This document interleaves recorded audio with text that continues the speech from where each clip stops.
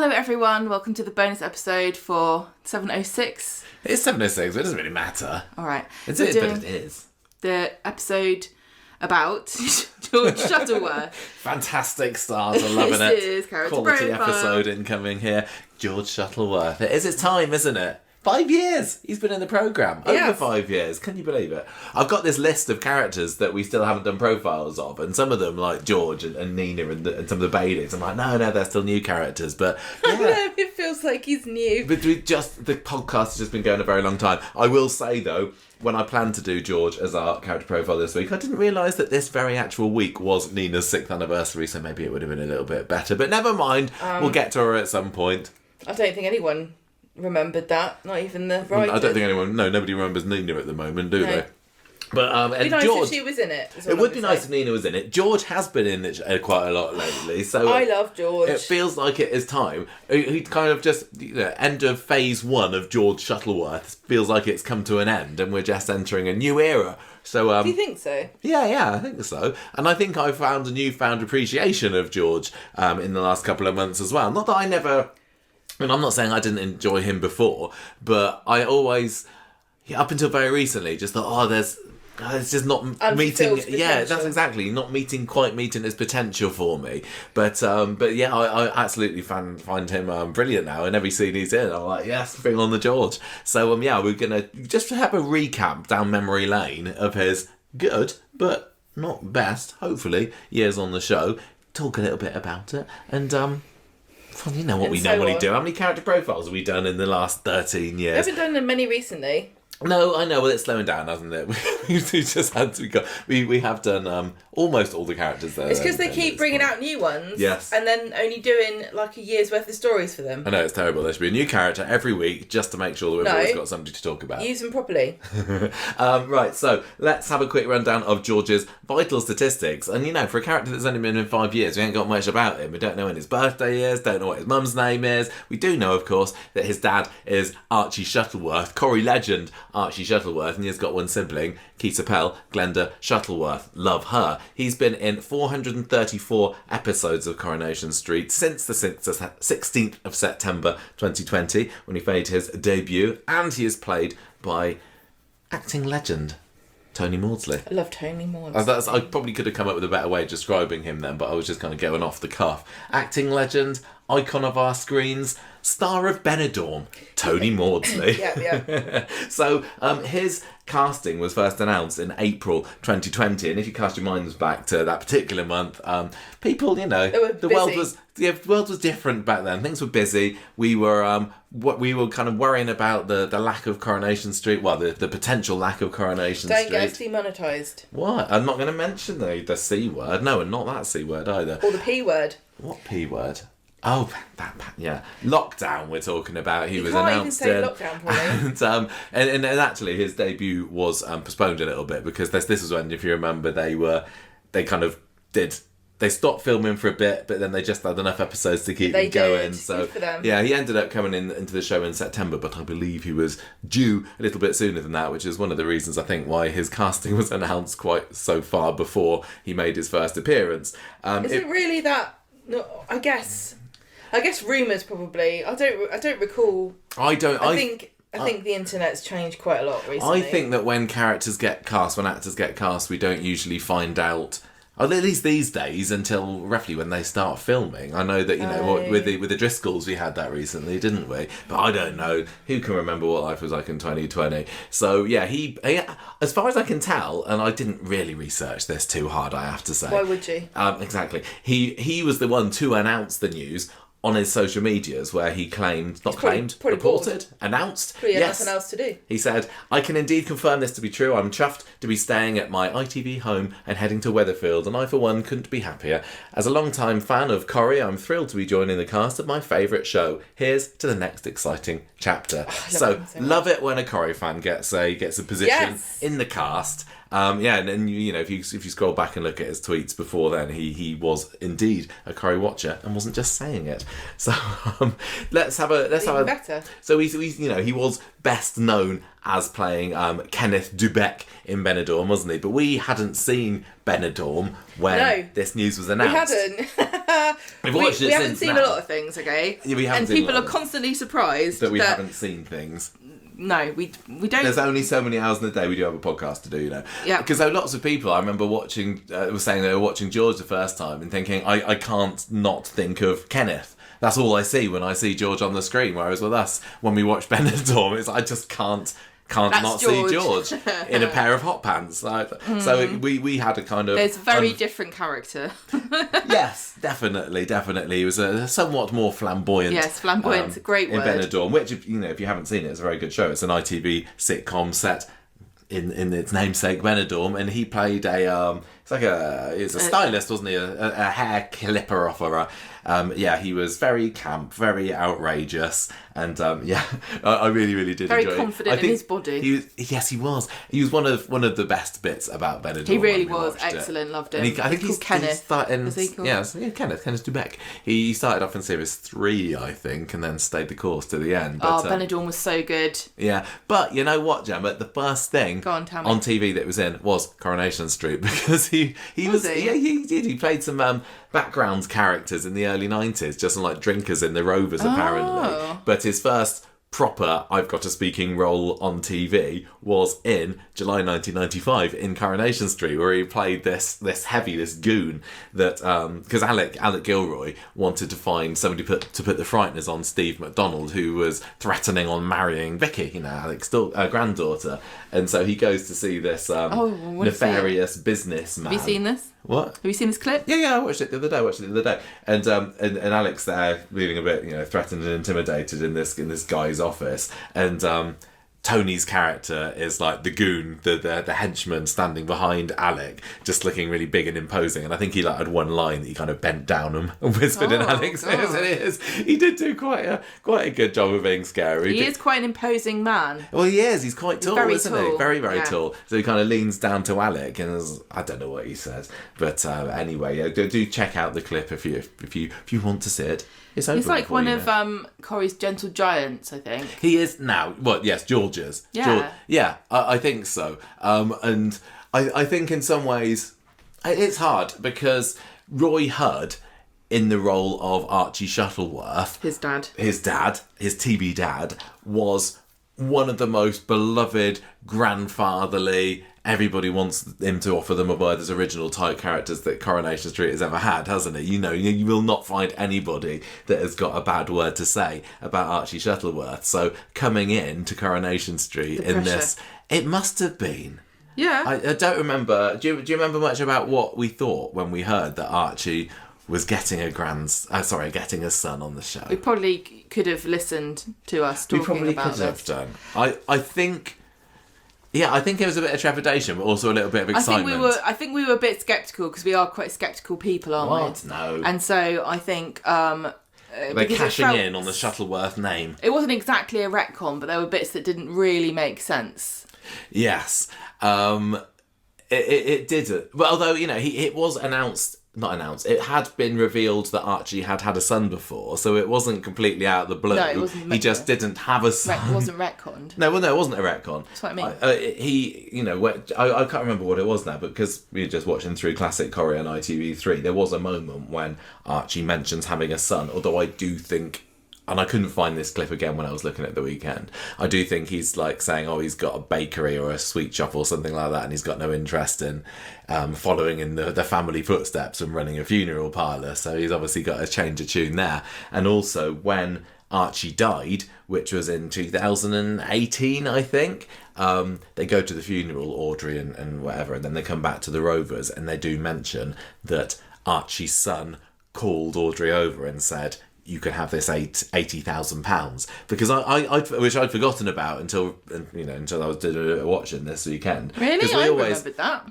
No, I remember about the £80,000. It was the fact that I didn't remember that. He had a son who gave Audrey the £80,000, because I always felt, watching the beginning of Archie's time on Coronation Street that Corrie had just forgotten, and they wanted to brush that 80 grand under the carpet, because why would Archie have left her that money had a son existed? But yeah, it was all there. He always canonically had a son, and he just didn't want to give him the money because he was giving him the business. And Glenda, what did she get? Nothing? Nothing. Not very much, no. But anyway, so we kind of digressing a little bit. I wanted to go back and say a little bit more about what Tony Maudsley had been in before Coronation Street, because he had quite a career. A lot of bit parts, one episode things. He'd done an episode of Queer as Folk. He'd done Doc Martin. He'd done Holby. He'd done The Bill. Reel them off. The classic slew of British TV shows that everybody goes through. He'd actually been in Emmerdale for 5 episodes as well, playing a defence lawyer. So I wonder what he was like in that. Was he camp defence lawyer or straight-laced defence lawyer? I don't think they often get the defence lawyers to be camp. But Do you reckon? I'm going to propose they do. Oh, you're lying. No. Anyway, he was also, of course, in Harry Potter. And I think lots of people don't realise that, because he was heavily CGI'd up, wasn't he? We were all in Harry Potter, weren't we? What? Everyone in Britain had a part in Harry Potter. Oh yeah, exactly. Or at least we dreamed of getting that end. No, we all. So if you ask any of us, if you're from abroad, you come speak to anybody in a pub. We know the Queen. Ask them. Yeah, we all knew the Queen. We all know the Queen now, of course, because she gets around. But we were all in Harry Potter. He played Grawp, which was Hagrid's brother, his giant brother in Order of the Phoenix, and he was very typecast. He was very typecast as a tall person. He really must do something about that. I don't know, what can you do? Kneel down? I'm not sure. I don't know, but anyway, yeah, he was heavily CGI'd up in that. But it was him. But he'd done all sorts. So he'd done TV, he'd done film, he'd done stage, he'd done panto, including the classic character in Liverpool Empire's production of Aladdin, the character of Kenneth. So I don't know. He obviously didn't make the cut into the Disney version of that. Well, no, because they like to get make their own versions of all of our classic fairy tales we have in this country, like Aladdin, one of our most famous fairy tales. We invented them all, didn't we? Yeah. Anyway, he also did, I couldn't believe this, 250 performances of the Benidorm Live stage show. That's a lot, isn't it? That's an awful lot. We didn't see any of them. We didn't, because we weren't watching it back then. Oh well, I'm sure we will. Maybe they should do it again. Is it on DVD? I don't know. Anyway, so that's kind of your backstory to Tony Maudsley. He's a lovely chap. Have we met Tony before? No. I don't think we have we? He's not been around. We've only heard good things about him, though. We've heard many good things about Tony Maudsley, yes, and he has replied to a few of our tweets. And he's nice on Twitter as well. He does post about like classic Corrie things as well. I love it, and it's not fake, is it? He genuinely. No, he seems like a really nice guy. Yeah, well, if you like Corrie, you're good in our books, as far as I can tell. Hitler didn't watch Coronation Street. No, he didn't. I can guarantee that for a fact. Yeah, and he wouldn't have done either, would he? If he'd only hung around for another 15 years. He would have been an EastEnders fan, probably. Anyway, let's run down our memories of this has turned into a funny old episode. Let's talk about George. What's he been up to on the street? What do we think about him as he's gone on? The first time that George stepped onto the street was in the Rovers, which isn't bad for your first scene, is it? He was there with Mary, who had an encounter with him earlier in the day. He had apparently, and I don't really get this, but he had apparently been very abrupt with her and rude when he had complained about some droopy flowers that had been delivered to the funeral parlour or whatever from Preston's Petals. And then so she was there in the pub with Emma. Remember Emma? Bring her back. Hasn't the visa in Australia run out yet? So Mary was complaining to him about her, and then he comes in. She complained to Emma about him. Sorry, George. about him. Yes, and then he comes into the pub to find her, takes his mask off, and then is just very lovely and apologetic and saying, "I'm very sorry for offending you." Being a massive dick. Yes. Stop. And then he buys some flowers. Yeah, some apology flowers. So that is kind of George all over. You're right when you called him a gentle giant. He's definitely one of these not a bad bone in his body kind of guys, isn't he? Which is like Archie. Do you think it would have been possible to live up to the legends that is Roy Hudd as Archie Shuttleworth? Has he? Do you think it was a wise move bringing in a character that's related to this beloved legacy icon? I don't think it's you can't really compare them, because I think we've said this before not that long ago, but I think that Archie didn't have very many stories, and he felt like more of a guest star than a regular, even though he was, wasn't he? He was a proper regular, but yeah, he didn't live on the street. And his biggest story was with Audrey and against Richard Hillman, and they, he was only a bit part to a side character of Richard's story, wasn't he? I think that might be underplaying it just a little bit, but yeah, I agree. No. That was his biggest story. I wasn't saying that was his only story. I'm saying his biggest story, he was just a side character in that story, right? Yeah. He had his own stories because he had all that stuff with Blanche, but they weren't like soap mag covers, were they? No. He had such warmth, didn't he? He was funny, but kind of gently funny. He had his catchphrase of measuring people up, you're 6'2", I'm not wrong. And I think when we found out that George was going to be introduced into the show, I was talking about, are they going to try and give him a catchphrase as well? Yeah, I think you were disappointed that they didn't. I mean, looking back on it, would that have? No. Should they have done? Would it have been annoying by now? Yep. Why? Because it's just silly, isn't it? It's not good for a long-term character, and I think following in Roy Hudd's footsteps is a tall order. But I think that Tony Maudsley has proven himself to be more than capable of following in the legacy of this character. And I'm going to also say, and I've said this probably before plenty of times, but Eileen leaving is going to be the making of him, because even though I liked Eileen as a character, I think she was terrible for George because she just crushed him. And all the stories they had together were just quite cheerless, really, because of her attitude. A lot of it did kind of, because we'd known Eileen for so much longer, the viewer was almost naturally on Eileen's side, and George, for many of his stories, was made out to be a bit of an idiot, a bit under the thumb, under the shoe, and they'd make him do and say stupid things and just come across as being very insensitive, I suppose. And that, in a way, really, was complete polar opposites to Archie, who was incredibly, insightful and sensitive and caring and empathetic. And George is some of those things, but you're right, putting him with Eileen, more often than not, he was the idiot character. Yeah. But because she was sarcastic, and it wasn't within her nature to be romantic and sweet, whereas I think he is quite that way. And just seeing him with Christina, it just proves that he's just flourishing, isn't he? Yeah, he is. So I was excited to have a new Shuttleworth on the street. I think sometimes you got to be careful because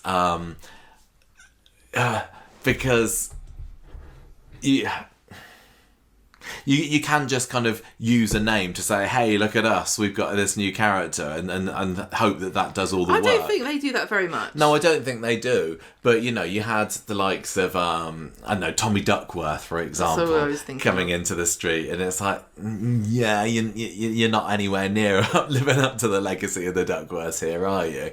Or, I'm trying to remember who else. They really rarely do it on Corrie. They don't really use names to get the foot in the door. Martin Chevesky, remember him? Oh, yeah. Wasn't fooled for a minute. No, but, it's the sort of thing where you think, could they, keep on the legacy of an iconic family, or not even family in the Shuttleworths case,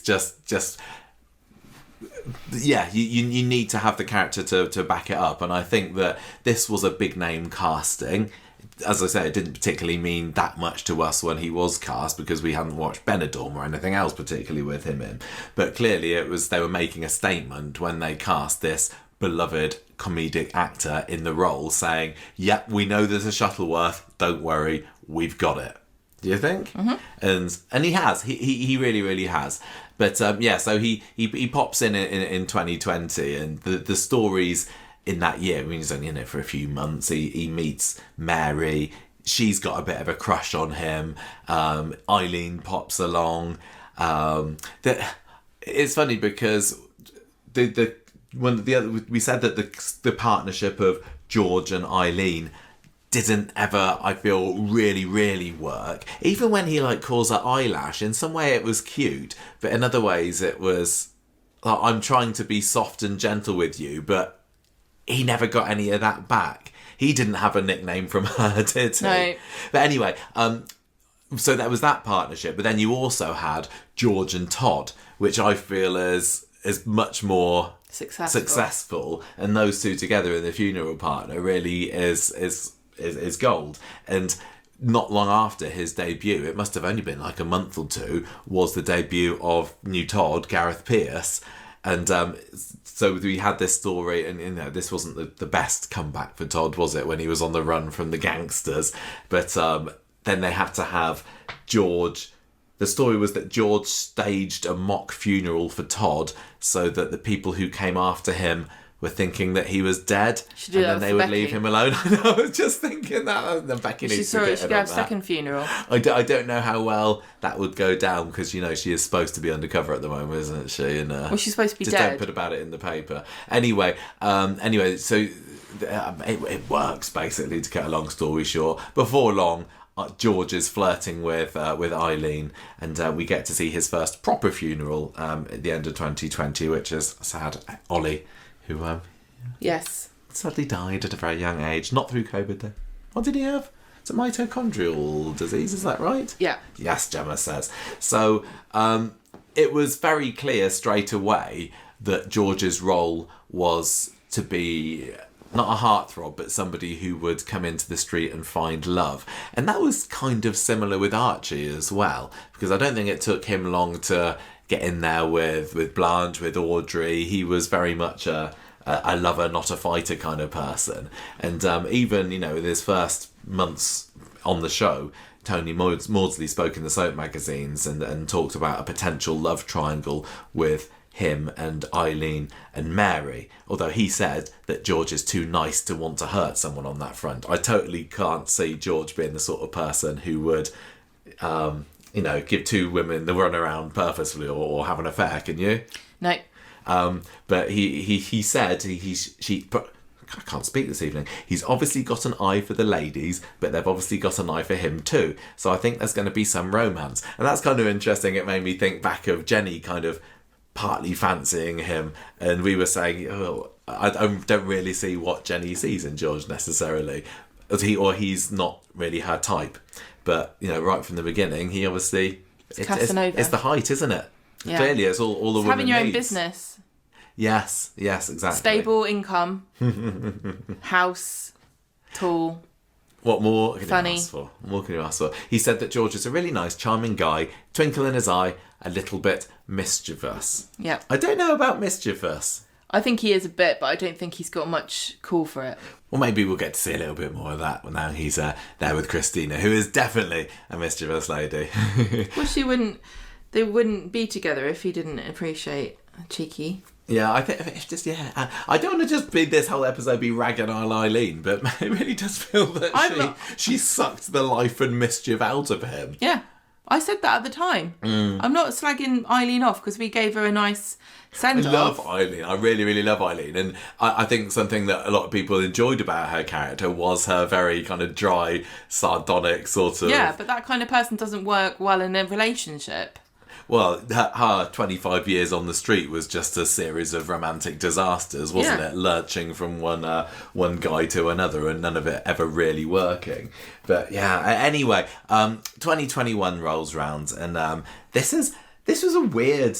we said about, we've got a new Shuttleworth on the street, legacy character, integrating him in with somebody that the viewers already know about.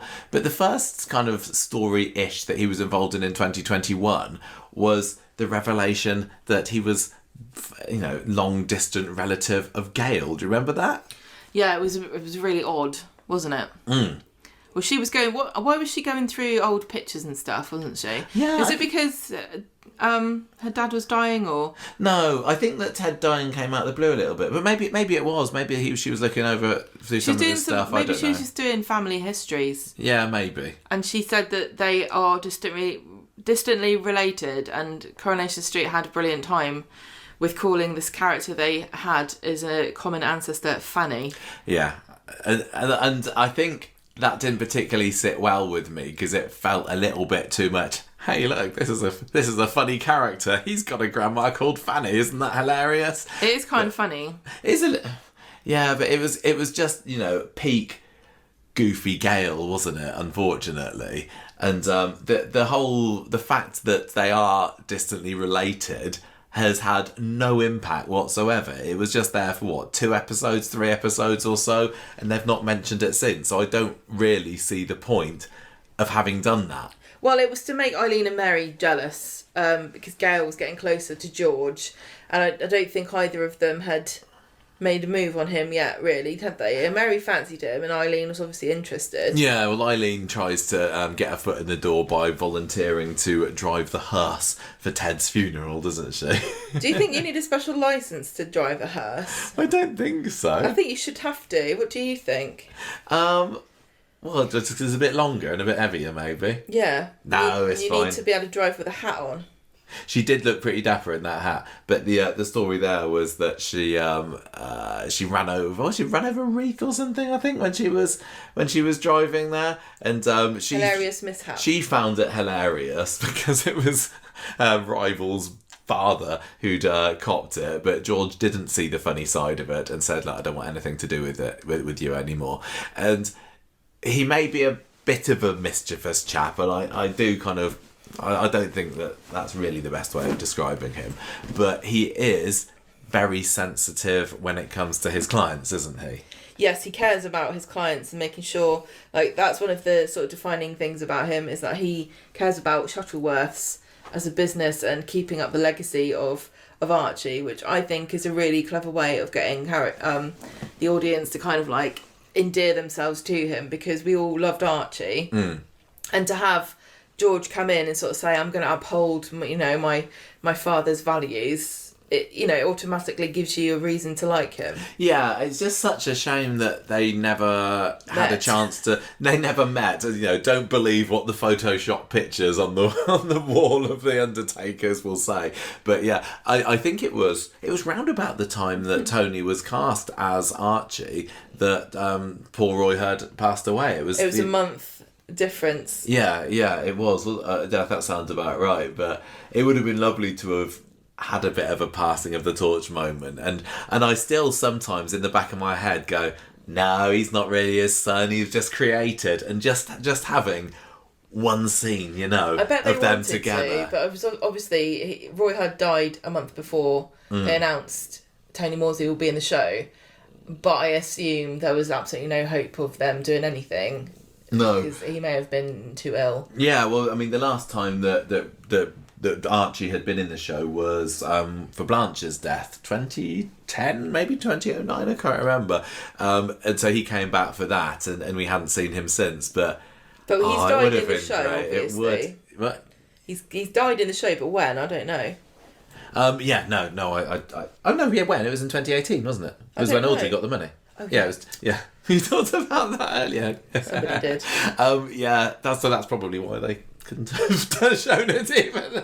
This just goes to show that we don't really put a whole lot of thought into we put this together as we go. Had Archie just not died, it would have been nice to have had him. But maybe even if he was dead, I know that we were well into. No, we weren't. Yes, we were. We were into the Ian McLeod era then, so we could have had Ghost Archie. They haven't had. They didn't start doing ghosts until Kate Brooks. More of a Kate Brooks thing, wasn't it? So Kate Brooks would have been like straight in there going, well, do we need him to be alive to do a ghost? Can we not just use old clips? Having a funeral taker, what's that? That's just a new word I made up. An undertaker appearing as a ghost. I don't know whether that would have just been to Inception. Yes, might have been. We do at least have that lovely picture of Archie that's now appeared in the living room of number 11, haven't we? Yeah. Is it an oil painting, or is it supposed to be an oil painting, or a picture with a bit of a Photoshop effect on it? I can't remember. But anyway, I digress yet again. He opened up the branch of Shuttleworth's on Victoria Street early in 2021. So that was obviously a plan right from the start, that they wanted to fill out this street that had been opened. I think it had been around a couple of years by that point. I can't remember exactly when the Victoria Street extension first came into being, but there were a couple semi-vacant lots, weren't there? Including this one where the funeral parlour is now. It was like an ex-community council thing. Yeah, and they haven't done it much, but whenever they've said, we're going to use this place now, we're going to put a new business, and they're like, oh, what's it going to be like? So, but Shuttleworth's independent funeral services opened up in early 2021. We had seen the old branch of it back in 2003 and 2006 when Archie was there, but did you like the idea of them having a funeral parlour on Coronation Street? Did you like it? Do you like it now? Do you think has been a worthy addition? It's weird because we've come up between us. We've done so many patron top fives or listener questions about what businesses would you want to open, and we've never said funeral parlour. And in many ways, lots of the other things we've said that could be possible seem to be a lot more suitable because it's very much like the Audrey salon. And I'm not being rude about the age of the clientele of either of these places, but it's extras, come in, or people are spoken about who you don't see on screen. Yeah.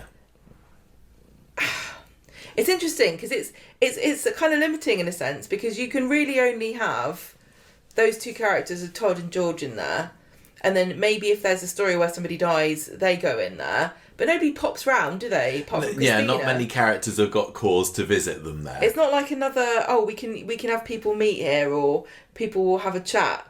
Like, there are so many other things you could have as a shop. But on the other, and also there's always the criticism of people saying, it's unsavoury, it's unpleasant, it makes people sad, it's mocking death. Yeah, I think that was a worry from quite a contingent of the Coronation Street viewership right from the start.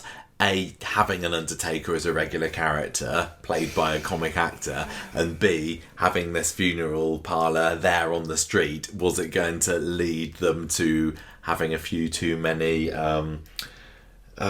insensitive moments? And I wouldn't say that they've completely avoided that. There's been more than a fair share of spilled ashes on the floor of that place, for example. And I'm also thinking of the time when George came out with that weird embalming tool. Oh gosh, yes, when they were embalming Julie earlier this year. It's really gory.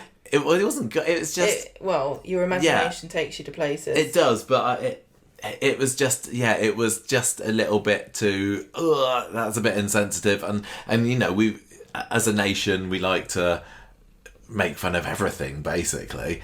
But I can imagine some people, especially if they just lost somebody, that coincided with some of those scenes on Coronation Street, thinking, no, sorry, this isn't funny. Even when Eileen ran over the wreath, I remember a lot of people online saying, don't like that. I think people even wrote in as well, to be honest, about it a few times, because it is really hard if you're going through it. But there's other things that Coronation Street do as well that is hard to watch. I don't know, what's worse though? What's worse? Is it worse to make a silly joke, or is it worse to just be, let's have a year of somebody slowly dying? Yeah, well, Coronation Street has always been about the humour and the gentle... Oh, you know what classic Corrie comedy is. I wouldn't call it black humour though. No, it's not. And Coronation Street is kind of flirting a little bit with that, with this funeral parlour, but you can't really get rid of it while George is in the show. No, and I think that as long as they keep George the sensitive side to him, the empathy, the kindness, the real respect for his clients and dignity, exactly. I think they're just skirting on the side of acceptable. Not everyone's going to agree, but I think that's right. I think that he he brings a gravitas to it. I think he liked that word in the show, but I think he's really... It's true that he has that. And that there have been some really moving scenes in that set, haven't there? I mean, the one that stands out to me was after Natasha dies and Sam's there going to see her, you know, little Sam, and then that's when he turns mute afterwards. And there's been a few moments like that. Even, you know, when Christina goes to see Dom, and I know that does turn a little bit farcical when Jenny opens the coffin open, but it's given the opportunity for a few really, you know, heartfelt and tear-jerkery sort of moments that maybe they couldn't have done had they not had this set. You know, back in the day they'd have had them actually visit Chapel Arrest, but we all know what Corrie's like with their location shoots now. So looking back at the business for over, you know, the 5 years that it's been in the show now, I would say that it's done more good than bad having it there. I'm not going to argue. Yeah. I think it's down to Tony Maudsley's really charismatic charm and his versatility as an actor too. I mean, anyone who's known him from Benidorm, who only knew him from Benidorm, will probably be really surprised at how well he plays this straight guy in Coronation Street. And I think that he's completely different, but also within the show of Coronation Street, he can be a silly guy who does silly things. Well, I remember that it was earlier this year he did the karaoke with Glenda, and that was great, letting his hair down. But also then when he needs to, he's like a switch and he turns to being very sympathetic and fatherly. Yeah. So I think that it's he's a fantastically versatile actor, and I don't think that maybe he gets the credit for it. No, because he's still been a bit of a character. A hard role to play, really hard role to play, and he's doing it. He feels like a real funeral director. He really does. Yeah, I think so. Maybe if Tony buy him. Maudsley finds that this acting thing doesn't work out, he could branch out. The actual set itself as well for Shuttleworths, it's one of these ones, you know, you say but the characters aren't going to have cause to meet there, so they often will go through periods of not showing it at all. Like, I think last year it was barely on screen at all. Maybe it wasn't on screen at all. So it still feels now, 5 years on, a little bit special when we have a scene in there. And it is a really well presented set, isn't it? It's because it does look fancy. It's got this kind of antique kind of Granny's parlour. Yeah, with a big wooden desk and the urns on the shelf, and I really love that they've got a little drawing there of a Victorian era Shuttleworth with a horse and carriage outside of it, and all that. You know, you barely see it on the show, but you know it's there, and it does add to the impression that this is a long-standing business. I'm just waiting for it. Like, this is what all funeral parlours really look like. I luckily have not been in so many that I'm bored of them.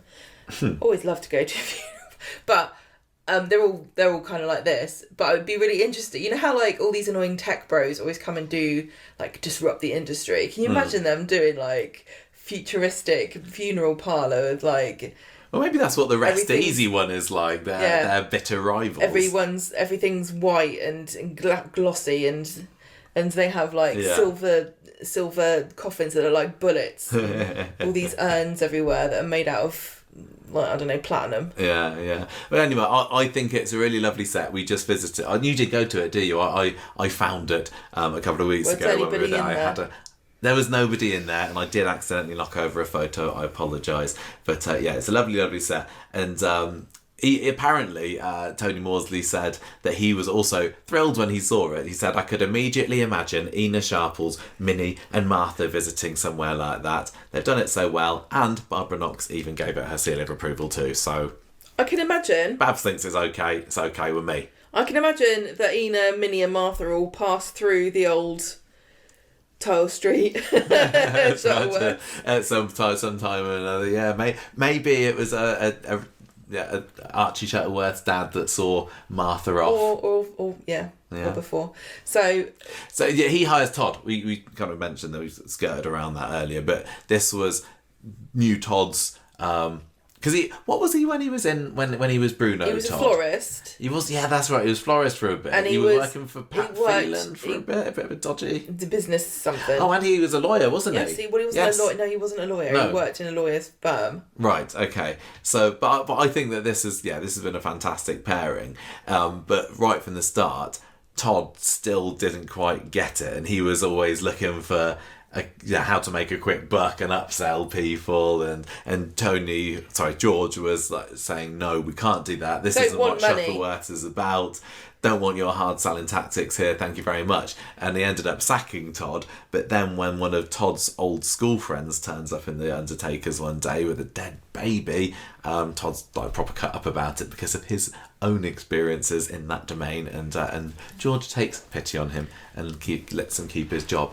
That was really interesting, and I'm sure we knew about it at the time, but I'd since forgotten. Do you remember that scene where the old friend of Todd Yeah, comes I do. in? I don't remember the scene. No, but you know where it happened. So the guy that played Todd's old friend was actually in the show as that same character about 15 years earlier. I had no idea. I don't know whether we found out about it, but yeah, I'd totally forgotten. But yeah, he played I can't remember what his name is. But he was in it for like 5 episodes back in 2003, 2004 sort of time, and then they brought him back for these couple of scenes. That is so funny. So funny, yeah. They brought him back for that, and they won't bring like Gail back for anything or. Well, I think that Helen Worth is just enjoying life after Corrie at the moment, to be honest.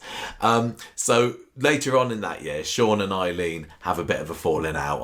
Was that around Sean's homelessness? I don't know. But anyway, George offers to help him make up with her on the condition that Sean helps him to woo his landlady. And Eileen is absolutely livid when she finds out what they're up to. And when she confronts him, he falls over, breaks his wrist, and then she ends up having to help him at the Undertakers as a result of that. And then the love blossoms between the coffins.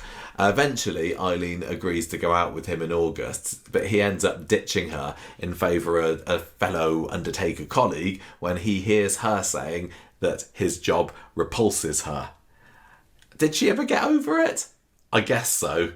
But I don't remember particularly seeing many scenes of Eileen venturing through those doors. It's a weird job, isn't it? It is a very weird job. There's some things that just make you a slightly different sort of person. Yeah, do you think? I mean, neither of us have got jobs where we sit there and think, oh my gosh, I can't believe that they would do that. Well, I hope you don't think that about me anyway. But there must be loads of jobs where the spouses think, I can't picture them doing that, or that creeps me out or gives me the shivers. I can't imagine you teaching, but there you go. It's like, being married to a police officer maybe, and you think, what do they go through on a daily basis, or a paramedic? There are jobs where you see things that other people don't see, that we don't want to see. And I think doctors, nurses, paramedics, police officers, those kind of people who see really terrible things. Yeah. They sets you apart a little bit. It does, but you also, I suppose, if you're married to or going out with somebody in that kind of line of work, you still think, oh, my partner's a hero. But if you're going out with an undertaker and it's a very important job, nobody was banging pans for undertakers. No, they weren't. And maybe we should have been. And when George is getting a bit frisky with Eileen, she's thinking, I know where these hands have been. No, look, it's a really hard job. It is. But I know that the people who do it are very caring, aren't they? Yeah, of course. And so as is George. Yeah, but anyway. It must be such a hard job, honestly. I know. Basically, so Eileen... And you probably have to wear gloves. Probably do, don't you? Yeah. Mary's trying to get them back on speaking terms, but they leave it at this point, agreeing just to be friends. Then you get your next comedy Corrie storyline towards the end of this year, where Todd finds Pat Phelan's ashes in the funeral parlour. And whereas before I'd been thinking, oh, I don't mind if they have a few comedy stories about a funeral parlour. Just let's it's fine, make fun of it, it's okay. This, I was like, going a bit too far, making fun of my dear Pat Phelan, Corrie's best ever villain. Sorry, Richard Hillman. And they just made a bit of a farce of it, didn't they? And this is the second time that Ian McLeod had taken a beloved character of ours and disrespected their ashes. This is actually a criminal offence. Is it? Yeah. What? To abuse a corpse. Well, he found Pat Phelan's ashes in the Undertaker's, and George had told Todd, oh well, nobody ever claimed them. So I don't know, Valerie clearly didn't want them. And then who's Valerie? His wife? Phelan's first wife. And when Todd falls over and spills them all over the place. I'm like, oh, don't do that to Pat. I know it was a wrong un, but come on, he's a great character. But anyway, he and George lie to Eileen that they belonged to an old lady who didn't have any friends or family, and that's why they were knocking around the funeral parlour for so long. And poor old Eileen's, who has got the stone heart at the best of times, she's like, oh, that's really sad. Let me give her a good send-off. And so she then takes Pat, this is her ex-husband, the serial killer's ashes, and she's going to give them a proper good goodbye. And George has to then confess whose they really are, but although it gets him into trouble for the short term, he does make up for it by taking the ashes and dropping them off in a dog poo bin. And then they start dating. Hilarious. I'm sad for Pat Phelan that that was his final resting place. He wasn't so bad. I don't know why I get so funny about it, because they're not real people, but there's something really off about it, about doing that to ashes. And I don't know whether it would be the same if we didn't mind really the character so much. Yeah, I guess. Because we loved Dennis Tanner. Yeah. He ended up through a car park. Pat Phelan, absolute iconic Corrie villain. I think I feel the same about anybody, and maybe I'm just sentimental and weird. I don't know, because I am thinking of that scene in the first series of Desperate Housewives when Susan and, was it Brie, go out in a lake? I can't remember. And they end up emptying some ashes and they just fly all over the place. They get caught in a breeze. Do you remember that? Yeah. I think that's I found not that's not them being disrespectful on purpose. Who being disrespectful on purpose? The characters? Yeah. No, but it wasn't Todd's fault that he fell over and spilled them, but I still thought it was a little bit much because of who they belonged to. I'm not interested in talking about this anymore. Okay, then, fine. So Tony was interviewed at the time about the beginnings of this relationship with Eileen, and he's called her a tough nut to crack. He said that I think George is half scared of her and half besotted with her. He also spoke about them getting married one day. Is that how you feel about me? Just a tad, yeah, I'm not going to lie. He said, I've got visions of us getting married, it all going horribly wrong, Eileen arriving at the church in a big white dress on the back of a hearse. If they do get married, and I hope it's not a quiet registry do, let's go big and put Sue in a huge meringue. Well, they never got the chance, did they? Do you think he'd marry Christina? I don't know. I mean, why didn't he marry Eileen? I can't remember whether he ever even proposed to her. I've got a feeling that he didn't. No, I don't think he did. So was it like all along he was, because they were getting out for a decent amount of time, and he's clearly an old romancer. Well, he is a traditional values kind of guy. Yeah, he seems like the sort that would want to take anyone up the aisle, if you pardon the expression. And yeah, maybe just in the back of his head all this time he was thinking, is eternity with Eileen really what I want? But it was funny that Tony, this is back in 2021, he'd been in the show for the year, was very keen for them to get married. And that probably makes sense if you're a character that's just come into the show and saying, yes, get a ring of that finger, I want secure my character place. to marry a big name, please. Yeah, for sure. But yeah, alas, it was never to be. So also in that year, you got to have one of my favourite George scenes, and this was with him and Sam. And one recurring theme that we'll get through this is George is really, really good with the kids, and we didn't really get to see anything more other than these snippets of a scene in maybe one episode. It's after Sam goes mute after the death of his mum, and then George goes around the flat and they does a bit of stargazing with him. Do you remember? Mm-hmm. It was just absolutely lovely, and he's just got such a soft and gentle way about him. And Sam was still 10 back then, so he was super Babby cute. Sam. And George was saying, "Oh, the universe is so amazing. I really want to visit the Arizona meteor crater one day." And Sam was just looking at this guy in awe about how in touch with him he was. It's just absolutely lovely, and I'm actually a little bit surprised that they've not done more with George and some of the young characters. They've had a few bits that we'll get to later, but he's really got a lovely, lovely way. I'd almost like, and who knows what's bloody happened with Sam this year? How many episodes has he been in? Is 3. it double figures yet? But when he was hiding under the desks earlier this year, it would have been nice for, especially if George had just been there as well, hiding as well. I don't think they'd have both fit under there. But with George was going through this horrible loss this year at the same time as Sam was having this PTSD about what happened with Mick. And I can see it could have been a really lovely moment for them both to have reconnected and supported each other through difficult times. Well, tough. Maybe it's still going to happen, I don't know, but George seems to have got Christina to sort him out there as far as I know. So the first of George's 2 Christmas screw-ups happened in 2021, and this ties straight into what we were saying about sometimes George was just made out to be a bit of a hopeless idiot, because he decides to gift Eileen a coffin and a funeral plan in 2021, which she is obviously fuming about. And it's just things like that where I thought, I've not quite hit the mark there. I don't believe that George would be so naive as to think that, even though this is very important to him, that his new girlfriend would like this. It felt like, hey, this is going to be funny at Christmas, but it doesn't fit with the fact that he is very sensitive, don't you think? It's a shame that she didn't accept it and see if it was transferable. Or to give it to Julie? Yeah. Yeah. Wait, I hope that he didn't charge her for the funeral. Anyway, he makes up for it with a coat and a meal out. So Does she get to keep the funeral? I don't remember what happened with it in the end. Like, has she taken it to Thailand? I'd be like, oh man, this is so horrible and insensitive, but thanks. I'll keep it for later. Yeah, I will. Right, 2022. Do you want to take over and go through that a little bit? Tim wants to make funeral arrangements because he's going to have heart surgery, so he helps him with that. And then Eileen gets frustrated with George. He refuses to stay the night and she wants him to. And there's a bit of a mix-up because Sean overhears half of a conversation. George and Todd are talking about burying a bigamist, and then Eileen thinks that George is the one they're talking about.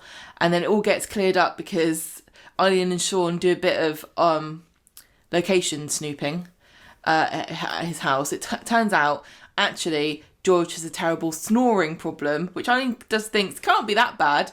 So she agrees to stay the night, but she can't cope with it. She has to stay awake with energy drinks because it's just so loud. That was a great scene. I don't know if you remember that, but I found it out the other day because so rarely do you get to see a bedroom scene in Coronation Street. It's lounge, kitchen, that's your lot. So when they actually bother to install the bedroom scene, you think, this is going to be a good one. And it was only about 10 seconds long, but yeah, George is there blissfully snoring away, and Eileen's got her just lying there with her eyes open, and everybody's shouting for him to shut up. They have a cat outside and everything in the dark.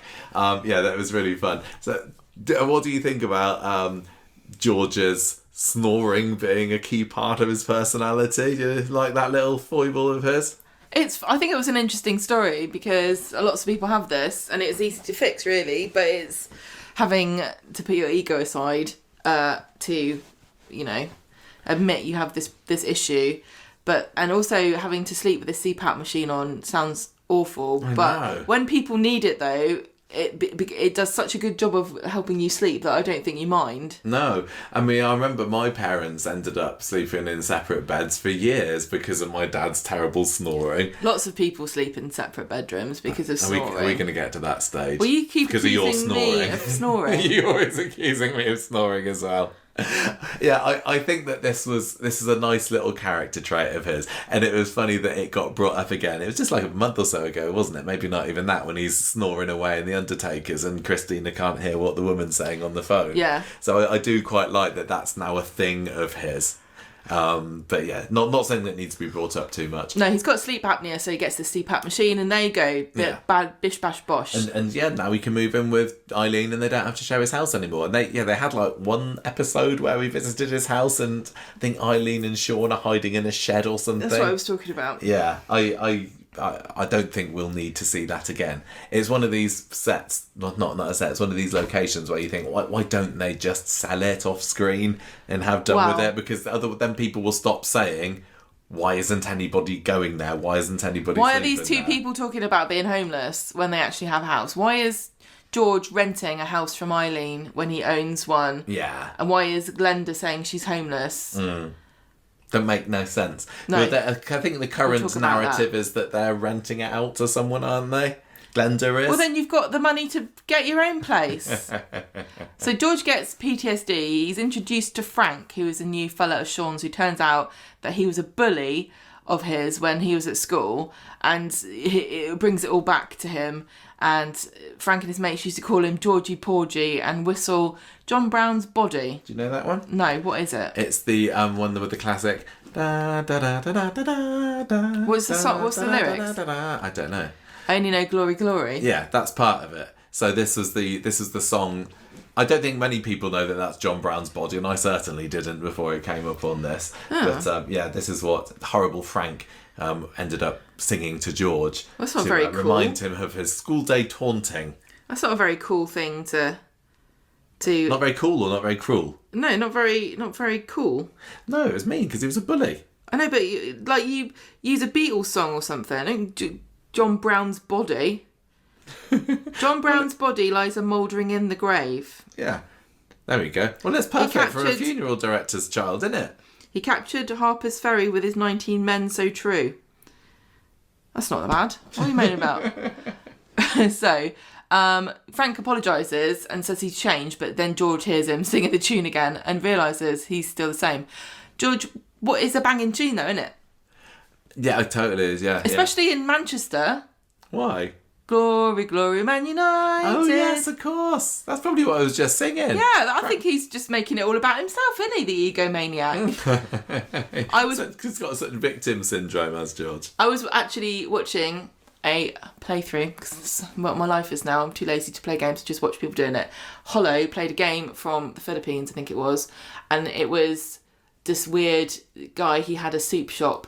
But part of it, there was a gang of people, and they were all Man United fans, and they were singing this song. Glory, glory, Man United. Well, there you go. There you go. It was a bit strange. I don't think I particularly enjoyed this song about George's bullying, although the story. I love the song.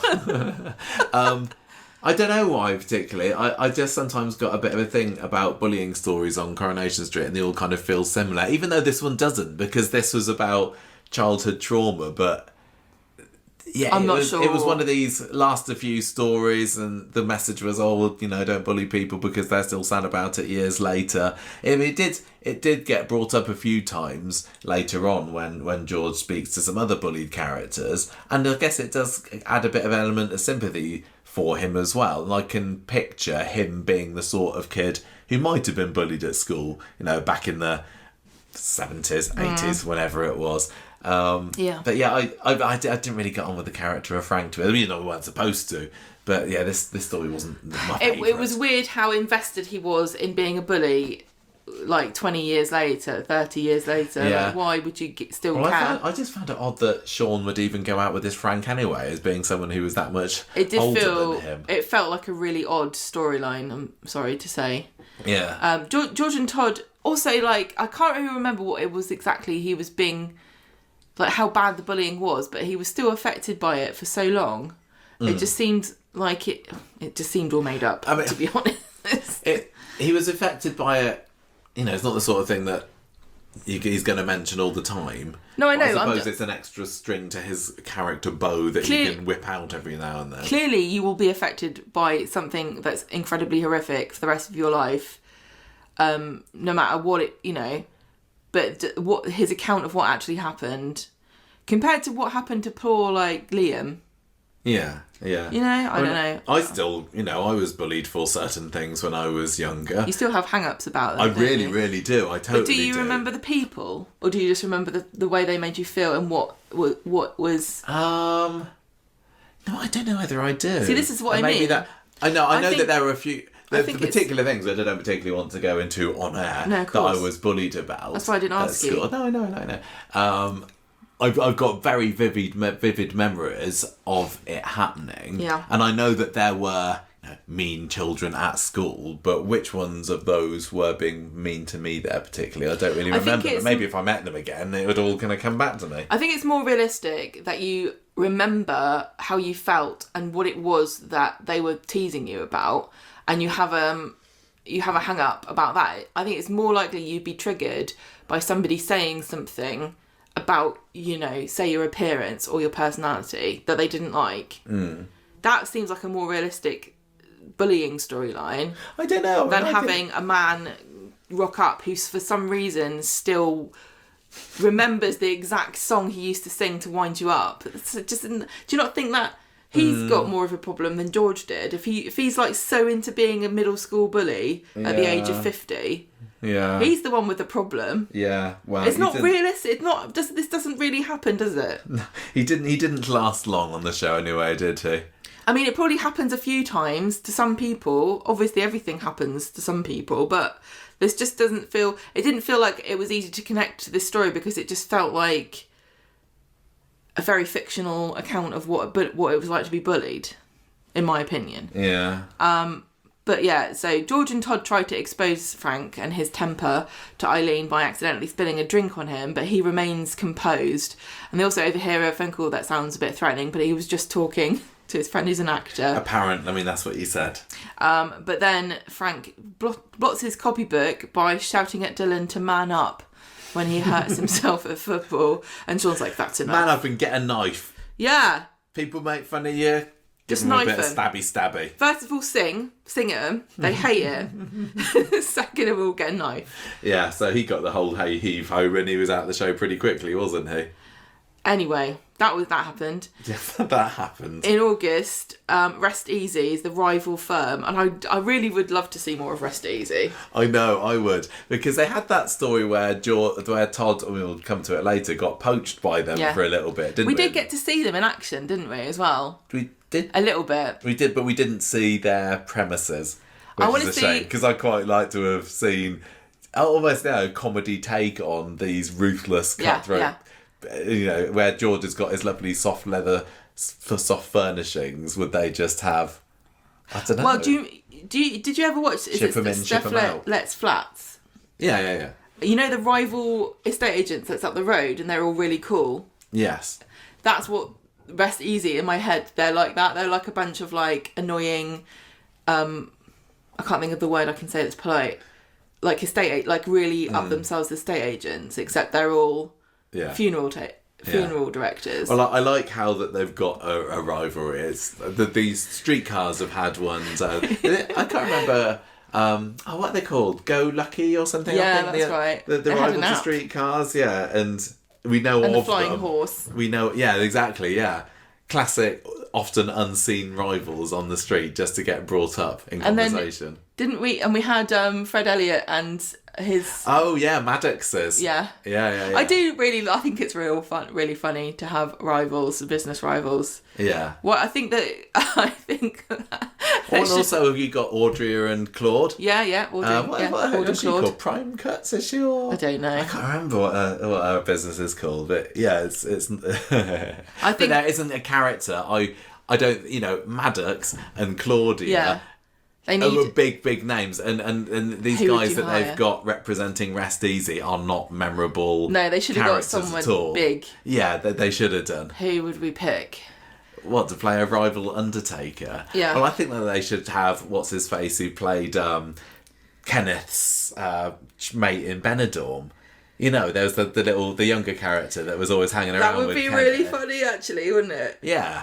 I think that would be if he came in as, for a few episodes being the rival. I think that would go down really well, and it would be a bit of a fourth wall break, but I think people would enjoy it. I think people would like seeing that. those two appearing on screen. Or anyone from Benidorm apart from Sherry Hewson, of course. That'd be strange. Although maybe.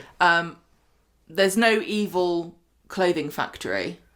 There isn't. There should be. There's just evil buyers. They've had King's robes in the past. Yeah, but they're just evil buyers, aren't they? Yeah, I suppose so. Yeah, they're not evil rival. No. Anyway. No rival newsagents for the cabin, but that sadly says too much about the state of the local business, local newsagents, paper shops in 2025. Well, evil rival firm Rest Easy, those bastards offered to buy them out for £400,000, but George won't do it because they're terrible people. Well, I am a little bit sad, to be honest, that there isn't another little Shuttleworth in name who can take over the business Well, as Todd. a Shuttleworth. Todd's being groomed. Yeah, but he's not going to be a Shuttleworth. I think that Todd, he does not need a new career now. He can stay in the undertaking game forever as So far as you want I'm him to marry concerned. Glenda? And take her name. Yeah. I think that's the only way that we We've got can to do it, to be honest. I think it'd be really cute if at some point George changes the name to Shuttleworth and Grimshaw. Imagine That having sounds like a proper northern name, doesn't it? It does. Well, just having an undertaker called Grimshaws, it Yeah. sounds like very Dickensian, It doesn't does, it? Yeah. Mr. Grimshaw will be round in a minute to measure you for your coffin. Yeah. Right, so George refuses Refuses what? to the offer. Glenda shows up to help officiate a funeral because George is dosed up with tramadol and he's cracked a tooth. And is that why she wears a hat? Yes, this is her Glenda's arrival. debut. And this was fun because Another big name casting. yeah, I remember the picture that they put online about he's got a new, and I think a bit like with Tony Maudsley, I was like, I know I should know who this is. Yes, both of those two are huge names that to us were like, who? And Jodie Prenger is like proper showbiz. I know, she's done everything. Yeah. But we haven't seen it. No, we did. We watched some of the things that she has been in the past. I think she was most famous though for I'll Do Anything, which was that musical. Yeah. Like, I wanna be- Find me a stage. What's it? What was Annie? it? Yeah, no.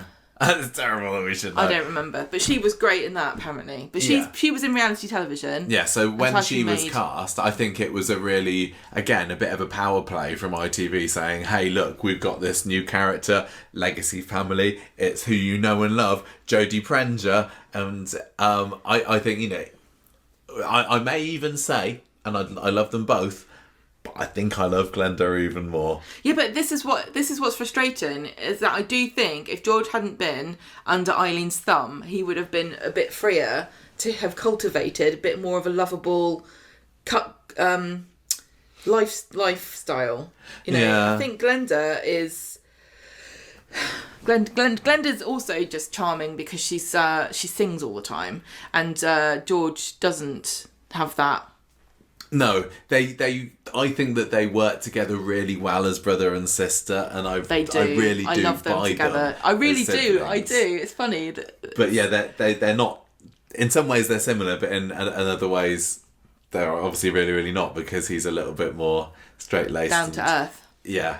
She's a dreamer. But bringing her in was a fantastic move. Yes, and I'm really glad. yeah. Just so that needed there's somebody else yeah. for him, and especially now that Eileen's not here, it's good that she's there for him to. You just go and have a. Sometimes he needs to be told to pull himself together and back his ideas up, and Glenda's great for that. And she sometimes is a bit too overbearing for him as well, which I think some boys out there would. They couldn't handle her. No, I'd say we could. What's the bloody word? We can know. relate to that as having a sister who can sometimes be a little bit too much. Oh, really? Well, maybe with a theatrical. Flamboyant sisters. I do have a flamboyant theatrical sister. It's true. She's great. She's better than you. Thanks. I think we're cursing this character here a little bit, Who, talking George? about Shuttleworths and the legacy of the family, and I just said that he should call it Grimshaw and Shuttleworth and Grimshaw. Yeah. I can just imagine the scene where he unveils the new sign and Todd's there going, "Oh my gosh, this is amazing! Thank you so much. I don't know what to say." And then suddenly this man appears at the end of the road and goes, "Dad," and George goes, "Oh my God, it's my son that I've never mentioned." You know that George is It's too absolutely ripe for having a secret son. Yep. It'd be like people saying, no, it's a retcon, he's never got one. And I'd say, yeah, I totally agree with it. But we know so little about him, considering he's had 5 years on the show. And all we really know is his dad was Archie, he got bullied at school. Yeah. And then he was in Coronation Street. No. It's just a big black hole. we do know that he was set up on a blind date to go to see Christina and he didn't go. Oh, yes, I forgot that about him. You're right. So he was obviously, he's been a ladies' man all his life. Yeah, I know, but I think that I wouldn't be adverse to that because he must have had a bit of a life before coming to Coronation Street, mustn't he? I mean, it's too tempting. It's like Becky coming back from the dead. They deliberately don't fill out the characters' backstories because they're giving themselves something to do in the future. But what a perfect way to introduce conflict between him and Todd. I would quite like for him to call it, like, Shuttleworth and Son. And I think that had Eileen stayed in the show and maybe even married George, that's where Todd it felt would like have it was become going. a kind of surrogate son to... Yeah. He kind of is already, isn't he? We had the scenes earlier this year where George was telling Todd that he loved him. Yeah, I know. As a father kind of figure. But you can't... What? Is it... Oh, could they... We don't... Who do we don't know who Jason's dad is, but we know Todd's. No, we don't know Todd's. We know Jason's. Oh God! Imagine if it just turned out to be George. No, that would be taking it too far. I know, but this is Coronation Street, Michael. It doesn't make any sense anymore. I honestly can't remember whether Eileen knows and just hasn't said anything. Maybe he could call it Shuttleworth and Toddicles. Are you gonna? The disaster number 2 for Christmas that year, 2022, was George buying Eileen a sofa, which turned up and it was so small you could fit it in the palm of your hand, which I think is cute. I want to buy one. It's one of those stories that I can kind of think that around the writers' table they're like, oh, this will be funny. This will counterbalance the usual crap, tragedy and drama and heartache that happens at Christmas on Coronation Street. But again, it just made me think, why would he do that? He's just making George look like a bit of an idiot there. But I think that he's probably learned his lesson after that, because I don't think there are any other Christmas Day disasters. I don't think he ever bore anything ever again. No, there's no point, is it? There's no point with some women just like... Just leave it. Just let them buy their own present. Yeah, exactly. That's been my modus operandi for quite a few years now, I'm going to say. Right, 2023. So George starts the year in Eileen's bad books, not just because of this Christmas doll's house sofa disaster from a few months before, but he lends Glenda £5,000 for her share in Little Big Shots, because that was what debuted in 2023, the old child talent prodigy agency thing that she got involved with, and he lends her the money for it, and Eileen thinks that it's a bit of a waste of time. Also, it's been going the whole time. I know, it's still going, isn't it? They never even take the posters down the community centre. It's clearly huge. Also this year, this is this silly side story for George. He got involved in model shipbuilding, and that was just done to serve the awful Brian and... What was the woman's name? Isabella? Isabella. Yeah, that bizarre story where Brian turned out to have had an obnoxious Italian long-lost... Cousin, I think it was, yeah. So George gets into shipbuilding, Brian gets into shipbuilding, Isabella glues George's ship to the table, and it's one of these side stories that sometimes we're crying out for as Coronation Street fans, because it certainly wasn't trying to teach us anything. There was no itv.com/advice if your rivals... If you've lost your maidenhead. If you lost your maiden... Yeah, he does. He still steals his maidenhead or gets accused of it. Is your rival's Italian cousin glued your ship to the table? If so, itv.com advice, but no, it didn't really work for me. Every time somebody gets a hobby on Coronation Street, the writer's like, Google funny innuendo hobby name. Yes. Maidenhead, that'll do. There were a few funny moments in it, but I didn't really get on with that story. Anyway, we never really got, like, with all of these things, you never get to see him actually doing it. I'd quite like to. I'd watch a YouTube video. No, but we didn't. No, not properly. So you want to have an online exclusive of George actually building a ship? I want an hour-long YouTube video. I reckon that Tony Maudsley will be able to ad-lib a funny script for an hour whilst he's building a ship. Why not? Challenge for you. Let's offer that out to him, please. That would, you're terrible with Christmas presents. Well, here's one we were requesting. Well, now that as soon as Isabella left the show, he hits, as did his passion for all things shipbuilding. So what happened to bloody Brian and his broad beans as well? Yeah, good point. So Rest Easy tried to poach Todd. We mentioned this earlier. This is summer 2023. He gets a stiffy, does Todd. So George isn't the first one to have got one, but he receives it for Young Funeral Director of the Year. People are always getting awards in Coronation Street, aren't they? I know it's a street where you say, oh, in a real street, would really that many people get murdered? Would there be that many people getting arrested in a real street? I want to say, in a real street, how many people get awards? Not as many as they do in Coronation Street. It's because everyone who makes Coronation Street's in show business, and you get awards all the time. It's You've always just been normal, invited to award, like, oh, if I got Young Scriptwriter of the Year 1985. Oh, I won it in 1986. Oh, did you get the Rising Star Award? Yeah, I did as well. Yeah, I know. They've all got awards. Yes, they just think it's the stuff that It's just normal, what normal people do. We are sitting here looking at we do have our awards that we have won. The For Coronation podcasting? Street, no, just the quiz. Coronation Street quiz, but they're still there proudly in front of us. That's better, I think. Presented by Sally Ann Matthews. All these podcasting awards are a bunch of crap anyway. There's only one podcasting award. They're not interested in us because we're not a celebrity one, I'm afraid. Also, No, we're not that nobody good. listens to not us. that good. Anyway, so they're poaching Todd after he gets his stiffy, and George doesn't like the idea of this. He steals their business card that Troy, the Rest Easy bloke, put in the in Todd's jacket. And when Todd finds out, he's like, well, screw you, George, I'm off to work at Rest Easy. They're paying me more there. But, and this shows how much Todd has grown and matured over the years, he doesn't like their hard selling techniques because George has taught him that it's all about the customer service. It's all about, getting what they want. It's all about the corpse. It's all about the corpse. And so Todd eventually realises he wants to go back to Shuttleworth. But alas, when he goes back there, he finds out that George has already employed a replacement. And this is, sometimes you get characters that only appear in 1 or 2 episodes. They win your heart. And they leave a lasting impression, don't they? And Lee/Lurch certainly did that. Love him. Where is he now? He was Maybe he's in Wednesday.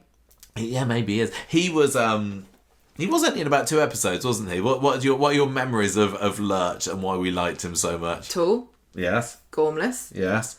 Monosyllabic. I thought he was great. I really wish that they could have kept him at least for a couple of weeks. But yeah, he was just, and George is a tall chap, as we all know, and this teenager, this gangly teenager, towered over him, and he literally was just he was a bit of a, what was the guy off Hot Fuzz, the Yarp man. He was kind of like him, wasn't he? He was the that he was the Hound in Game of Thrones. Yeah. But anyway, Todd's calling him Lurch, and then George accidentally calls him Lurch in front of a client whilst Lee is listening, and he gets offended and leaves. But I think there could have been room for both of them, to be honest. He's a bit like they had Boris in the butcher's shop in Fred's shop for a little while back in the early 2000s, didn't they? And you obviously got Dirk in the factory. Why not keep Lurch there as the third wheel? It's the sort of thing I could do. What? Play that kind of character. Stand around and just say one word. Yeah. Yeah, it does the job, doesn't it? I can't find anybody called Lee here. I've got Lee. Are you on drug Corriepedia? addict. I've got Lee. That's Billy's. He was Daisy's boyfriend. Yeah. I don't think he's got a Corriepedia page, I'm afraid to say, I'm darling. looking. I didn't think he did. Yeah. I'm just trying to find who played him because he needs credits. Oh, well, you keep going with that then. So, he was great. What year was it? 2023. So anyway, Todd eventually gets his job back when Lee kicks him to the curb, and then Todd also gets promoted to junior partner. So good move for him. Bit of a quiet rest of the year really for George. He does have a nice little scene in Victoria Gardens towards the end of the year, because this is when the Liam, Mason, Dylan stories all kicking off, and George sits down with Liam and tells him all about his horrible experiences with Frank when he hears that Liam's being bullied, and he's like, you really need to talk to Maria about this. And he did a lovely job. I think next time I have having a bit of a down day, I'm going to find George and he can just tell me everything's going to be okay. I believe him. You found him? Yeah, I think I did. Callum Burbridge. There we go. Recognition for Callum. Yeah, get him back. He should totally come back. Yeah. Right, what happened next year? 2024. Is this me? I've lost track. It's you. I'm on to it. Yeah, I mean, this was a really quiet year for George. He only made 61 appearances in the whole of 2024. He was the 52nd most used character in the year. And I think a lot of that did come down to the fact that Sue Cleaver wasn't in the show as well because of various off-screen reasons that she couldn't appear. But barely anything. Do you want to have a quick rundown of what we did see him doing?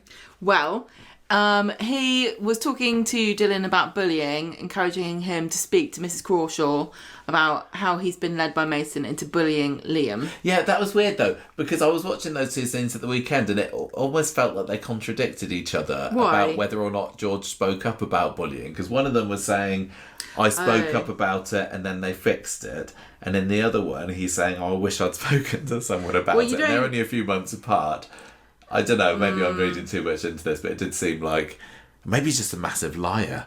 Maybe he wasn't bullied after all, and maybe poor Frank was. Yeah, maybe he was. Maybe he was. But it was a lovely scene, and I think that was makes the trio of scenes where George is just lovely with the local kids. If only he was that good with his own son. His non-existent son. He needs to have a chat with Hope, I think. I think he'd be lovely. Stop setting fires. Yeah. George updates his will. He leaves the business to Todd. But then he discovers another later will of Archie's that actually splits the business with Glenda. And he's like, oh, no, I don't know about this. He doesn't want to share. This was one of these, I kind of want a proper story for these characters. And then it happens and it's like, no, not like this. Not like this. Because he wasn't 100% sure if this was actually what Archie wanted. Because it wasn't the date official. was smudged on the will, so they didn't know whether it was his last one or not. But it just led to this horrible, horrible falling out between the two siblings. Yeah. Well, he feels guilty because Glenda wants to buy Little Big Shots and she can't because she doesn't have the money. So he offers to lend her the money, but then he doesn't think is a viable business, so he pulls out. So Todd tells Glenda about the will and she threatens legal action. He offers to give her £22,000 to settle the matter, and she says, well, I'm going to use that to sue you for half the business and half the house. That little bit of it was quite a gasp move, wasn't it? When she's like, but it was just so out of character for Glenda. I don't know what they were thinking. I think I said this to you before, that this is what happens with money. This is why you got... I know families do fall out, but... You're very... You always think that... You're a nice person and that you wouldn't do this. Thanks. But you're in a sort of minority. When it comes to backstabby family money stuff, it gets nasty very quickly. It does, but I don't think this is without the realm of possibility for anybody to do. I know that it happens, but I just hate that it was Glenda that did it. I agree with you. George and Glenda are both the nicest people on the street at the moment. It didn't work. It didn't work as... It was supposed to be like, oh my goodness, how out of character. This is serious. But it just I don't know whether we were supposed to... like... I don't know whether we were supposed to be thinking whether it was in or out of character. It almost to me came across as, oh, there's drama between the Shuttleworths. Yeah. They're both fighting over the business. Don't care if it's in character or not. It just left a real sour taste in my mouth. And I was thinking, don't you bloody ruin Glenda for me. Don't you bloody ruin Glenda. Luckily, she's bounced right back from it. But there was a moment there where I was thinking, is this going to be the moment where Glenda falls off this pedestal I put her on? Oh, no. Not happy with that Coronation Street, not happy at all. So, yeah, it gets fraught between the two because she wants half of everything. She tries to sell Shuttleworth to rest easy, and she changes the locks on the house. She dumps all his stuff at number 11. And then eventually they're like, look, I'll have the house, you have the business. Yeah.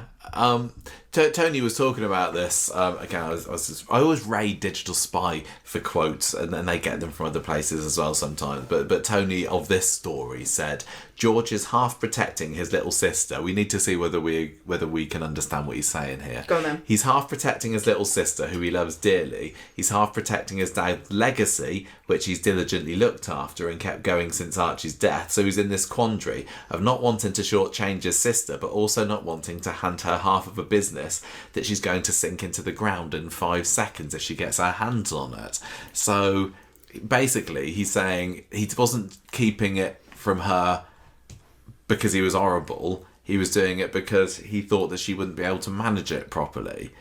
And I suppose that kind of fits in with, although she has done a pretty good job in the Rovers, hasn't she? But she knows a heck of a lot more about showbiz and the hospitality industry than she does funerals, although she did quite well in that funeral when she first came in.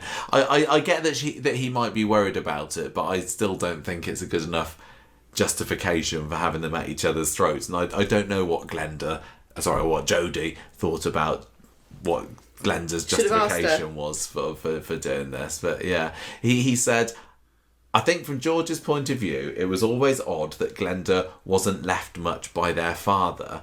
I think he understood why, because Glenda's always been into high kicking on the high seas and singing songs. She's Little Miss Showbiz and always was. She is never a responsible kid. She couldn't even look after her pets properly. Pets died and she went and got another one, or she'd wait for a new fad to kick in and say she wanted a terrapin, things like that. I'm glad that they've developed some kind of backstory for these characters for themselves. Again, that shows, it speaks to George's love for the programme, that he's developed this backstory and what they were like as kids. You don't know if that's not something they spoke with the writers about, though. Yeah, I suppose so. I would imagine if you got judged on what you were like as a kid forever. I guess that's what siblings do. Yeah, I think so. I mean, when I think of my sister now, I still think back to before, when we were teenagers together. That's why when we were at each other's throats. But no, it did not work for me whatsoever. But let's just move on. We got to move on, haven't we? Yeah, to 2025, which was a much, much better year. It was a much better year. It starts with terminal cancer. Well, not for George, it didn't. No. Who for? Julie. Oh, yes, Julie. Julie was in it. Yeah, no, you're right. Well, sorry, I'd wiped that from my mind. George is actually currently in the top 10 most featured characters of 2025. And going from 52 last year up to the top 10 is... yeah, fantastic for him. Really, really, really pleased for him. And this has been the year that he's properly become a real I love this character. I think before this year, it was like, yeah, I like George. He's a good time. But this is like, no, I absolutely adore him. And it's all thanks to Julie coming in, dying of cancer, Eileen swanning off to Thailand, and George getting freedom of the city. Freedom! Freedom! This is... Whenever one half of a couple leaves the show, whether it's they've got the axe or whether they've chosen to leave, Coronation Street always has to come up with a supposedly believable reason why they'd split up. I know. And I don't think going into 2025 we were all thinking, what on earth are these two still doing together? They're clearly not right for each other. But looking back on it now, I'm more inclined to think, yeah, actually. Yeah. It never worked for me. Never really worked. I think I kind of wanted them to work, which is why I didn't believe that they weren't really suited for each other. Well, in 2025, Julie shows up and we were all like, yay, Julie! Eileen's half-sister Julie. We love this character. She's going to be so much fun. What a great... We kind of knew, because we knew that Sue Cleaver was leaving. When Julie came in, it's like, oh, she's probably only going to be here for her. She won't be here long. She'll take Eileen with her. At least they'll have a good time. Yeah. No. Well, no, they did. They did have a good time. As much as she can do. Dying thing. George persuades Eileen to offer her a room at number 11 because she's dying and everything. But having her at the house causes more tensions between George and Eileen because Julie's looking for new romance with Brian. He tells Brian that this is not what Julie needs. And then Julie tells Brian that Eileen finds... George dull. Stick with us now. We know what we're talking about. So this is like... It goes in Eileen's head and kind of like knocks around there for quite a while. After Julie dies... George and Todd conspire to embalm her to try to hide... Oh, God, this is silly, isn't it? Try to hide the fact... we say this is a good year for George, but that moment, bloody Nora. Tries to hide the fact that she had seemingly taken some of Eileen's medications to end her own life, and that makes Eileen look suspicious, so they have to try to hide it, but then the police find them, and it's just made it even worse. At Julie's wake, George decides to propose to her, and she says... I'm not in love with you anymore. Bad timing, honestly. He hears she's thinking of moving to Thailand. Yeah. When he hears that she's thinking of moving to Thailand with Jason, he offers to drop everything and go with them, and she's like, "You're not invited." Bye. Oh, it's sad. By this time, we knew it was coming. We knew that Tony wasn't leaving the show. We knew that Sue was. And it's all Julie's fault, really, because she's the one who put the little flea in Eileen's ear. She kept insisting that true love was the only thing that mattered and that Eileen wasn't... Well, yeah, because she was hankering after Brian, wasn't she? I genuinely think that Eileen will never find true love in her life. Do you think that she's too much of a self-saboteur? Yeah, she's sourpuss. Yeah. So she's doomed. Yeah. But I think, this ripping off of the plaster that Eileen did here, it was sad to see George hurt, but it has been the making of him. Yeah, so... It's given him the chance to try again. You'd think that since Eileen moved out, there would be hardly anyone left at number 11, but don't forget that George and Mary and Todd live there, and then Theo moves in, but eventually Todd and Theo move out. That's a story for another day.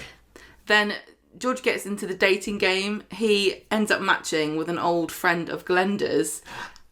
Yes, she was great. Who wants to catch up with Glenda more than she wants to catch up with George. Loved her. And then this is when Jenny starts fancying him because he fixes a leaky O-ring. How come he was fixing her leaky O-ring, but then he needed Theo to come and fix his?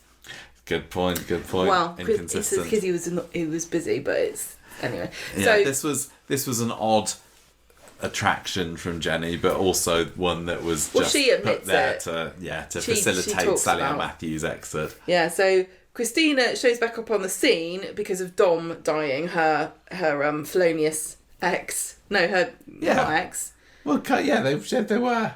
No, they were going out with each other. Yeah. They weren't ex. You don't Well. become someone's ex when you die. That you become the late.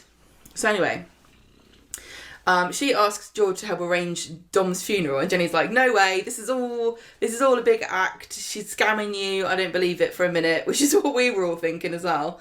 Wondering maybe. George takes pity on Christina, because she's completely destitute without Dom, so he offers her a cleaning job at the undertaker's. And Glenda is also taking Jenny's side over Christina versus Jenny, because she doesn't like Christina after she what warned she her did. yet? I don't think so. So she arranges a speed dating night at the pub to try to engineer Jenny and George getting together, but Jenny ducks out of it to look after Rita, and then she exaggerates to George that Rita was like in hospital, and he found out that it was all a big lie, and he gets put off about it. Have you put in her about Jenny leaving? No, then Jenny... Jenny decides that she didn't really like George after all, and Christina can have goes him, off basically. to Tenerife. George sees Dylan in a different storyline. Dylan and Brody driving in the car that would eventually hit Tyrone, and reports it to the police, but they have an alibi because it was actually Carl that was driving it later on. Yeah, I suppose that didn't particularly need to be George. It could have been anyone, apart from the fact that George had had that chat with Dylan last year, or was it earlier this year? It was just walking along trying to find where Roy and Ken had tried to break in. Yeah. Because that's where that was filmed. I know. Christina moves into Todd's old room at number 11. Things are looking pretty good, but then when he's snoring, she gets an offer for a stiffy on the phone and turns it down. And it turns out it was a Lifetime Achievement Award, and he's really upset about it, but she didn't understand on the phone that apparently it's a one-time deal, and if somebody declines it on your behalf, that's forever lost. So he loses his stiffy thanks to Christina, doesn't he? But he forgives her, and they kiss. He needs to talk to Tim about that. It's perfectly normal. Yes. Happens to the best of us when you reach a certain age. Right, so And there that's we go. basically it, isn't it? So we're kind of where we're left at the moment, as we quickly hurried through there, because, we're getting on a little bit. It's been an hour and a half this episode, is that George and Christina are now an item. Officially, they have kissed. And then and it was a very kind of Ingrid Bergman, Gone with the Wind, kind of I'm going to duck you and dip you sort of kiss in the funeral parlour. And they made the funny line about, is this all right for us to do here? And it's like, don't worry, we haven't got a body in. And just in that moment, just in those few weeks, they've just struck gold with these two, haven't they? And she's just brought this new life to him that Eileen seemed to have been suffocating. Yeah, I know. For years. Do you think it's their shipping name George Tina? That's a bit boring, isn't it? I don't know. I don't know whether their names kind of fit together. No, it's not. It's Boy George, isn't it? That's our storyline title. Don't roll your eyes at me, madam. Well done. Yeah. So, but I think it speaks to what chemistry. It's not a shipping name, though, is it? It's a pun. Oh, same difference. What chemistry these two actors have with each other, and I'm not saying that Tony and Sue didn't have chemistry, but it just feels so much more apparent with these two. And then they have been friends for a long time. I mean, they were back in 2001, they were in a film together called My Beautiful Son, and they did The Royal together in 2007 as well. So they've known each other for quite a long time. But even when Christina came back into the show for Daisy's exit storyline back in January, February this year, whenever it was, they posted like a selfie on Instagram saying, "Hey, Bezzy mates back together again." So it was one of those lovely cases of these actors who, love the bones off each other, as far as we can tell. And I wonder whether back then the idea was mooted, shall we have Christina going out with George once Eileen goes? Because I'm going to say it probably wasn't. Yeah, really? I would have said it would be. They plan these things so far in advance. They do plan a lot in advance, but yeah, I don't know. We were so thrilled that Christina came back into the show for Daisy's exit, because every time she literally, it's like her graph is just curving upwards. When she first came into the show, I was like, oh, she's quite funny, she's a bad mother to Daisy, she's got a bit of spark to her. But every return that Christina's done, she's just got better and better and more happy returns. Fun to watch in our eyes. And what we've got now with her latest incarnation, she's lost some of that conniving... opportunistic nature. Yeah, she's very, very selfish, isn't she? And she's always out for what she can get. She's always out for number one, and she doesn't care about anybody else. But we've seen that, when Dom died, she had these lovely, tragic, I suppose, lip wobbly, upset moments that really, really humanised her. And from that, it was able to spark off this lovely relationship with George. He's been able to see her more vulnerable side, that she's probably not she's not willing to show to many other men. I just can't wait to see more of them together. It's one of these things where I'm nervous that we won't see them together. They've got together, is that the end of the story? We're not going to see them again until they split up. I don't know, but the 2025 has been George's year, and I hope it doesn't go wrong. I want to see her Is she moving into... Is she in number 11 now? I think that she's staying there in Todd's old room, maybe. I can't remember whether Glenda tried to... Well, Glenda was moaning because she wanted to move in there because of the Driscolls moving in. I don't know what happened to her. There's no way they all live in that pub. No, I can't do it. I don't know. But I'd like to see George and Christina settle down and be a couple, and not just like Sally and Tim, a believable older, and have them adopting and what have you, and I don't think that Christina loses anything by the fact that she's turned over a new leaf. Do you? Would you like her to still keep some of that mischievous? Well, it's not mischievous, is it? It was out and out criminal. Fraudulent activity, exactly. I kind of want them to just pretend all that never happened, because she was going to, turn her own daughter over. So she wouldn't... There's no way she wouldn't want to do that to George if she had the chance. I'd rather pretend that she didn't do any of it at all than have her dally with it, because I just love them together too much. I don't want anything to happen. It wasn't necessarily Christina's machinations that made her a fun character. No. It was just kind of her outrageous campiness, which she's still got in spades. It's because the actress is so Amy Robbins, absolutely magnetic. Brilliant.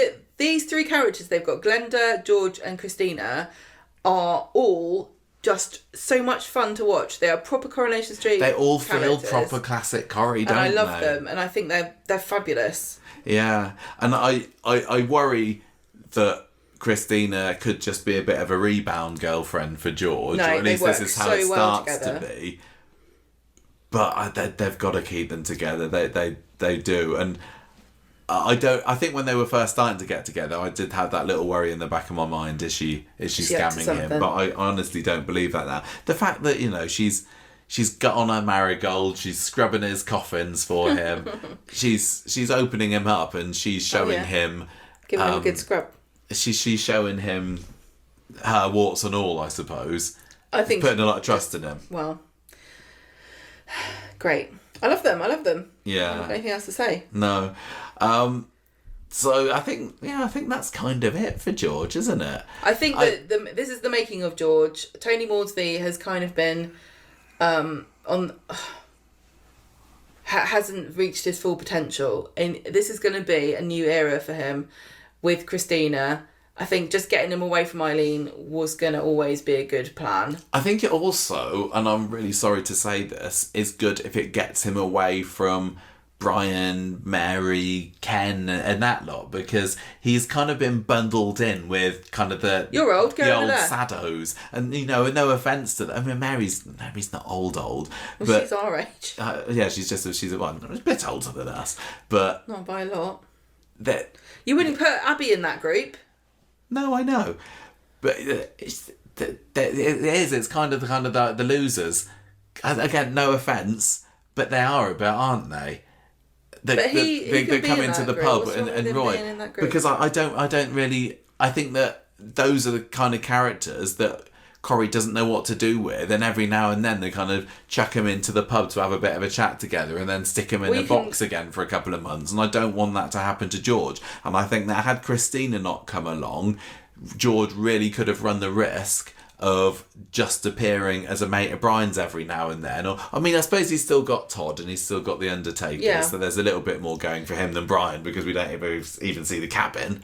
Christina and George together is the most convincing argument I've heard yet for the theory that Coronation Street production team have, that you have to be in a relationship to really be a main character. Yeah. No, because I think that's bunk, but I also think that the way George is in the show now is an absolute breath of fresh air. And it's so crazy because he's only been going out with Christina for a month?